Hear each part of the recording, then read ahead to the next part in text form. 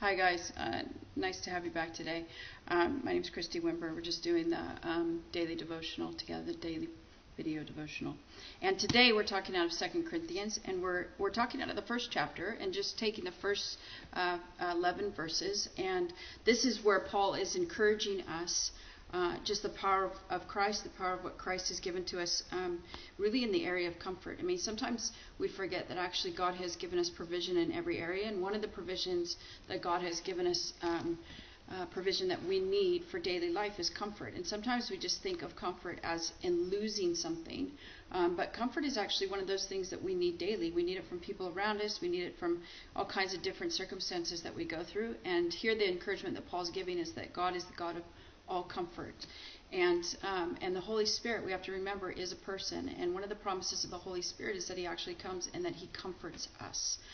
So part of the kingdom is that we live uncomfortably, which is why we need the Holy Spirit to come and comfort us. And here Paul is giving an encouragement to the church, and he's talking about the compassion of Christ. He's talking about the goodness of Christ, but he's also talking about sometimes that we're going to go through suffering and we're going to go through hardship, and not all of it is for a naught. There's reasons behind the things that we go through, and the truth is, none of us would pick hardship. None of us would pick something, painful to go through. But really, what Paul's saying is he's giving again the picture of, in this life, we're going to have great pressure, we're going to have suffering, we're going to have hardship. But when we go through those things, what God does in us, if we'll surrender to it, is that he does something in us that one wouldn't happen otherwise, but also that pressure actually produces something in us if we stay in there, if we don't run, if we don't turn and try to get out of it. But the third thing that really can happen that empowers us as a believer, but also the people around us in community, is that when we go through hardship, one thing that God does in us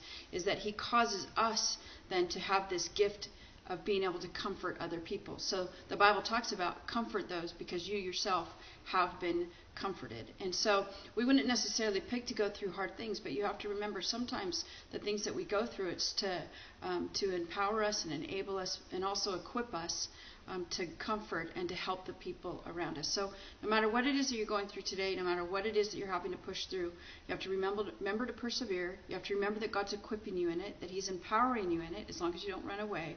But then also that God will use it. And you will find, after you go through different things, that God will bring people across your path that you actually can do these things for, and that you would maybe have a sensitivity towards them and their circumstance that you wouldn't have if you yourself had not gone through that hardship. So nothing's a waste. Remember the things that you're going through. Write it down. Journal it. Remember the faithfulness of God, and then also look for opportunity, because one of the ways that God brings healing into our lives is when not only that we ourselves receive healing and comfort, but then that we also bring that healing to other people around us. So just remember that in your walk with the Lord.